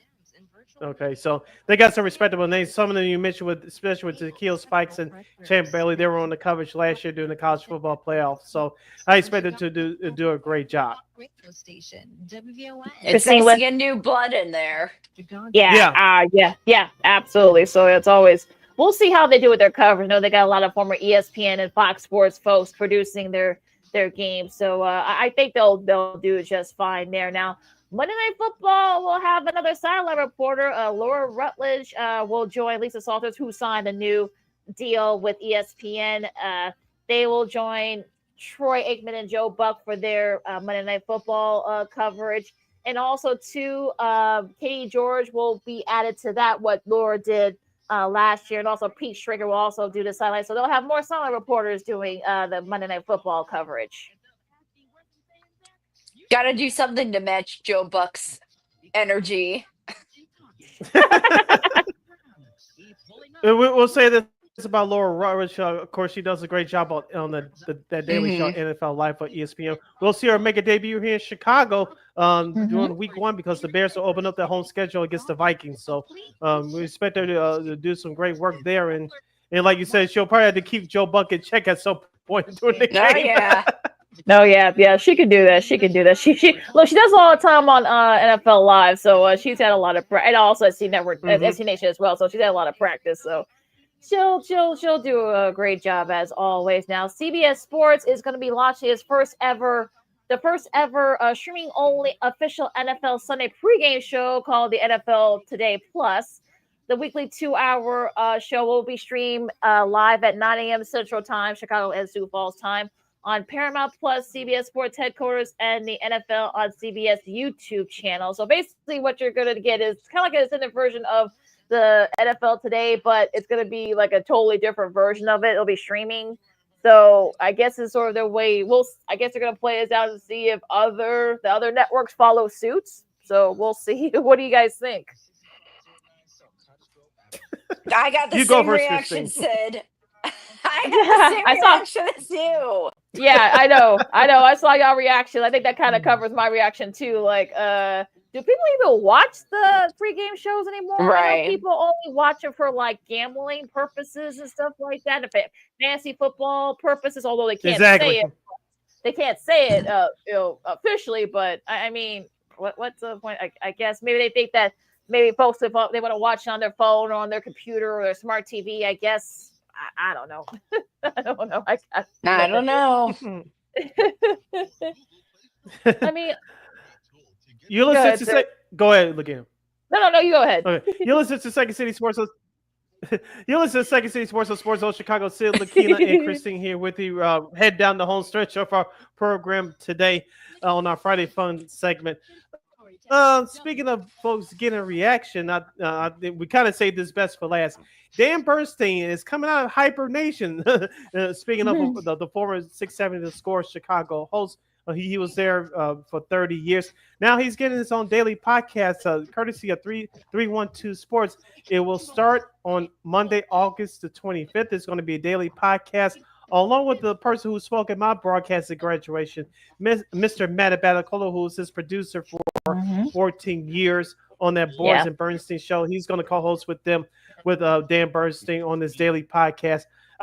I'll start with you, Christine. I know you have some thoughts on this. Dan Bernstein, he has people's attention. I don't know if you saw the videos over the last couple of days on social media, but he's drumming up the anticipation of his return. Of course, we all know how the Score gave him the axe a few months ago. So are you going to hate listen, hate watch on YouTube? What is your anticipation of Dan Bernstein returning to and this will be a new vision for him. Now he's going to be podcasting via the podcast platforms. And of course, this podcast will be seen on YouTube. I never not like Dan Bernstein. I think he has a lot of strong opinions. Some of them I don't agree with, but he knew how to get listeners and he knew how to get people to listen to what he's saying. I'm not surprised that he's going to be on his own platform coming up here in the next couple of weeks. You knew probably something like that was going to happen. You also probably thought he would have gotten picked up by other stations around the town, or maybe even try his gig at TV. I don't know. But this seems like the logical way for him to go is to be a part of this platform and to still talk sports and be a part of Chicago sports talk. And I think it's going to get more numbers than what people think. Not like, New Heights Taylor Swift edition numbers, but they'll still get the listeners. I will say this, that how much of his new show will be just like his old shows on 670 The Score. He's definitely going to get the old listeners that missed him. I think that those numbers will be up initially, but how long these podcasts are going to be? I'm assuming it's going to be at least an hour and a half or so. How well we know him and Matt Abatacola went back and forth back in the day. Well, like you say, he knows how to. He has some interesting topics. He knows how to drum up debate. And I think one of the elements that we should watch out for, and many people are going to watch out for, especially with this first episode, I'll talk about it here. How much can he tell, or will he tell how he got let go from 670 Score? And how many of those stories that he will tell from his days of working at the Score? So like I said, he worked there for 30 years. And so, how much will he tell how he got let go and how many stories? Because he got stories in the can for days and weeks and months when he worked at the school. So that's going to be an element that many people are going to be paying attention to, including yours truly. And the other part of that, I'm sorry, LaKeena. No, you go. No, go ahead. No. I was gonna say the other part of that is maybe legally he can't say anything about what happened. I'm sure he'll share stories about his time there, but legally he might not be able to say anything. And I think at this point it's no secret what happened based on different news outlets in Chicago reporting on his departure and what led up to it probably. So we might not know, but I know a lot of people will watch to see if he will say anything. Yeah, that's that. I was just gonna say the same thing. Now they got 3 stations here in Chicago: WTMX FM and 101.9. You got WDRV FM, that's 97.1, and also WTBC FM 100.3 for Hubbard broadcasting stations. Now, like I know I went away for a second, but yeah, it's gonna be interesting how much he does say. Which, like you said, Christine, I think legally he probably can't say because they probably will sue him, and they probably would not. I'm sure he's still going to get paid by the score, perhaps until the end of the year. So he probably can't really say anything too much. But I think he might just say something like, "Well, things just didn't work out, and such, and just kind of went about." Kind of like we've just, he and Rosen decided to kind of like part ways. And that's probably just to leave it there and keep it moving. That's probably as far as he'll probably talk about it. And it took everybody by surprise because it was done expeditiously. And, I think people are starting to realize, hey, we need to be. But I do think though he will probably be adding more. He'll be more free flowing. He'll be more like himself. He won't be filtered. He won't be filtered. He'll probably be able to kind of just let it out to a point. So. And I know he and Matt, I remember him at the Score too, and I know that there's something happened that kind of led to his departure years ago. And I know they're going to be. They always have a great rapport. They always have, and we just see how those two mesh well together. How much sports they're going to talk about? They're going to talk about pop culture, talk about politics and stuff like that. So we'll see what kind of mix that they do talk about. Once they start this podcast. They obviously have somewhat of a relationship if he's willing to come back with him to do this show, so there's not all bad blood. Yeah, we've seen other Chicago sports personalities that one in particular that worked at the Score for many years almost came back, but Jason Goff of the CHSN, he has his own podcast that's doing well called The Full Goal. Of course, Lawrence Holmes has his own independent podcast who still is currently working at the Score that's doing very well. Now I'm talking about Lawrence Holmes. He's adding video to his podcast, which I'm personally glad of, so I can see him. So I have to search for it on my podcast platform. You can search for it right here on YouTube with the House of L podcast. So Dan Burstein will be the third guy to have it on his own, specifically now. Shout out to our guy Jay Hood LaKeena. I know he has Under the Hood podcast. He's adding more video to this YouTube stream, so I'm proud of him for that. But Dan Burstein's the next guy up. We'll see how he does. And like you said, Christine, I was trying to spell it out, but how much can he talk about his departure from the Score? And you like we said, the only thing that I did like about Burstein that he held the professional teams accountable. I think that's one element that another element that I'm looking forward to. He did hold these teams accountable to a standard. Like these fans are paying all this money to go to these games, constantly watching them on TV, listening to them on the radio. You got to give the fans a better part of that. Hold them to a standard, and I hope that element, if anything else, doesn't not go away. I mean, they have people basically. Yeah. Like you said, it's gonna be more. It's gonna be very free flowing though, and he'll probably be able to be more himself. So I'm sure they'll probably get into more politics as well. So we'll see how this works out with those two, with him and Abacola on that new podcast, which you'll be able to see on your Hubbard Podcasting network and wherever you get your podcasts. Yep, you can watch it right here on YouTube as well. All right, guys. Anything else before we disperse? So I think it's just a case of I think we're good. big mix, but mostly white. All right. Of course, you got the BMW Championship. The Yeah, second, busy weekend here in Chicago. yeah, the Air Water Show you got coming up this weekend. So that's always a fun time.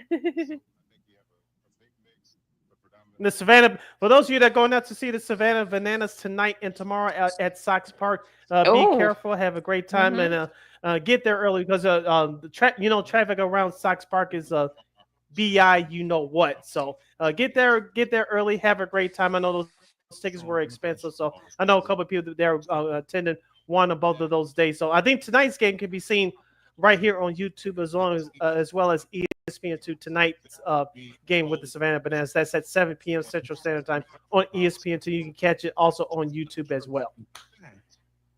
That should be so much fun. You know, those guys and gals, they're great with their entertainment. So that should be a fun time. Like I said, the Air Water Show is coming up this weekend as well. We're at that time of year in mid-August, and then also for myself and Christine, because we're both golf nuts. I got the BMW Championship going on right now. Robert McIntyre is just storming the field right now.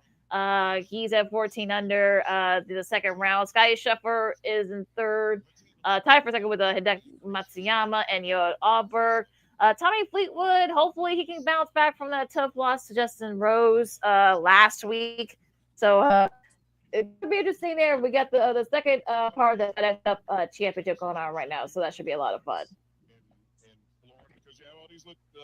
Bobby McIntyre, this would be big for him.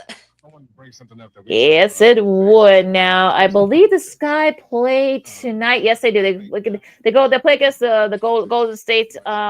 Their expansion squad, the Valkyries. You can catch that game at 6:30 on Ion. So check your local listings for the Ion channel in your area. So hopefully, Adrian Reese, I know she hasn't played in the last couple of weeks. So we'll see if we see her tonight.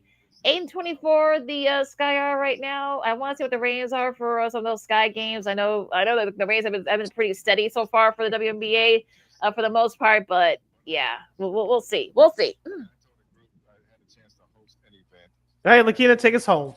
You follow McKenna McGee on the Twitter, execute again the IG. You can follow your Shirley Sidney Brown on the Twitter, X, and the IG at SidKid80. Once again, it's SidKid80. That's SIDKID80. SIDKID80. Christine, where can lovely people follow you on social media? They can follow me at @Manika_KXRB on Twitter or X.